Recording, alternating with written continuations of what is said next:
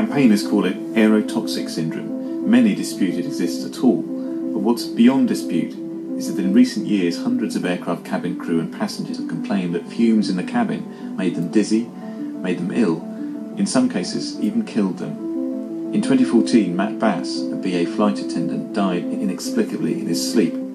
Test results showed that Matt had high levels of organophosphate poisoning, one of the many effects of exposure to toxic cabin air. In 2012, Richard Westgate, a BA senior first officer, died, claiming he'd been poisoned by cabin air. At his inquest, the coroner said that he and other regular flyers exposed to fumes faced consequential damage to their health.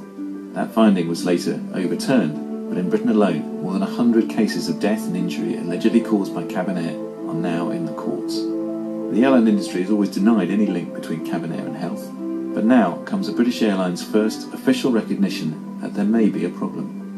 EasyJet is to trial a new system that filters all the air in the aircraft cabin. In a typical aircraft now, some of the air you breathe comes off the engines. It's cooled down on entry to the cabin, but it isn't filtered, and chemicals from the engine oil can come in with it. That air is then recirculated and pumped back into the cabin, and this time it is filtered. Most cabin air is made up of about 50% recirculated filtered air and 50% unfiltered air from the engines. It's those chemicals from the engine oil that are blamed by some for the illness we've seen. And now EasyJet is taking a product that stops them getting into the cabin at all. It'll be tested on the airline's A320 series fleet next year.